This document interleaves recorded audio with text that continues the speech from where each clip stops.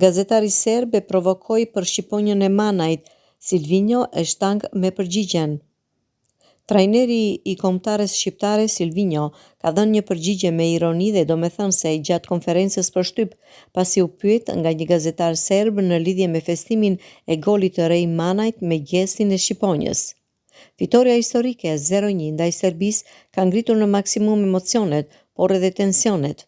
Festimi i Rej Manajt me shqiponjën dy krenare pas shënimit të golit u ndërshkrua me karton të verdh, por njëkohësisht ngjalli irritim te pala serbe. Gjatë konferencës për shtyp, një gazetar serb e pyeti trajnerin Silvinjo për këtë festim.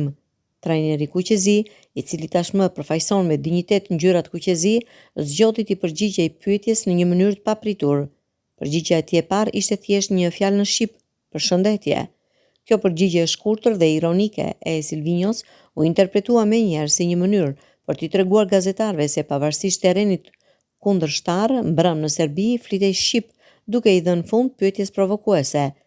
Kapiteni i kombëtares Berat Gjimshiti foli gjatë pas suksesit madhështor që kuqezinjt arritën në transfert ndaj Serbisë mbrëmjen e djeshme. Në prononcimin e dhënë pas ndeshjes, Gjimshiti zbuloi se bashkëshortja serbe e uroi menjëherë pas ndeshjes. Emocionet para ndeshjes kanë qenë të shumta.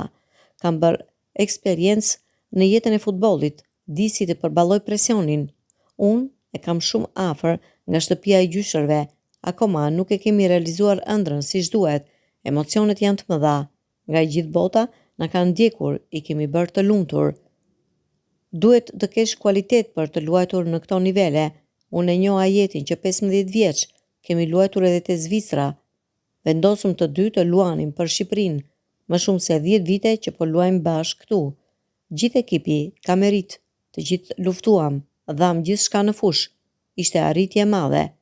Kam marrë shumë mesazhe, nuk i kam parë ende të gjitha. Bashkëshortja dhe familja janë më të rëndësishmet, u shpreh ai. Shqipëria mori 3 pikë mbrëmjen e djeshme në përballjen ndaj Serbisë, secila u mposhtë me rezultatin 0-1 në shtëpinë e saj.